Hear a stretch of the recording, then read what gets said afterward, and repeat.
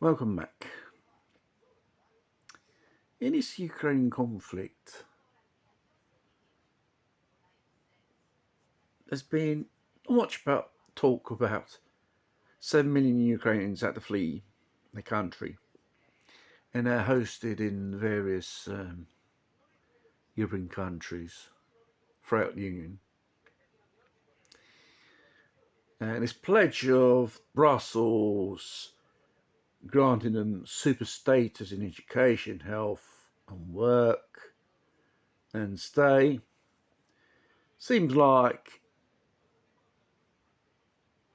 they're all promises which didn't conclude to nothing. Many people find difficulty the language, seeking employment. The major part of them are women with kids. Most of these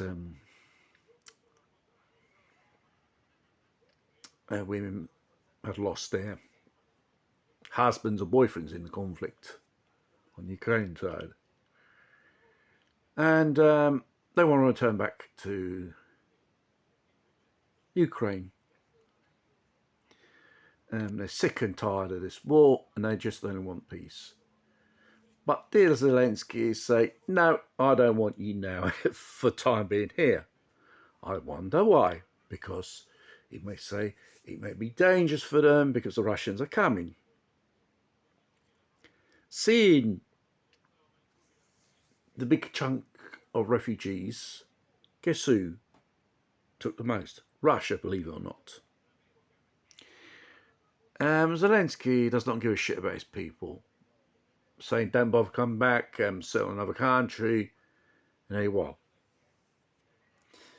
More Zelensky does these so-called public relations stunts on Vogue and stuff like that, more people begin to realise this guy's just a fake.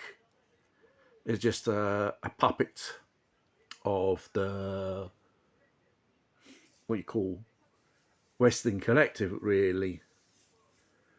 And probably the main reason why he doesn't want them is because these people, when they come back, and they want peace, there is a risk of a civil uprise and eventual overthrow of Zelensky in the end. That's what his main fears the most. Not because he's worried about the well-being of these people and whether this military conflict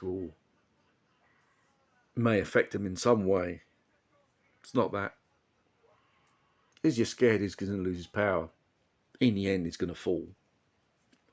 How long can he stand? How long this Muppet show in Kiev, Brussels, and Washington can last? Because soon as the Russians place their men, train, they're already there. They are valuing tactics, how to approach or confront the Ukrainians' military forces, as well as the collective West, undercover, non-authorized, non-official military forces there. Then the Russians will strike. The fact is, the western part of Ukraine are suffering losses of energy. They're going to have to decide whether they're going to use this energy for civilians or they're moving their military stuff around, because they can't do both. I think they will use this energy, what is available, to move their troops around with trains. There have been reports the injured Ukrainian health authorities are no longer to cater with them because they come in large numbers, and presumably they tend to be abandoned. Decide on the gravity of the injuries if they are mortal. How long Zelensky can resist until the house of cards fall down?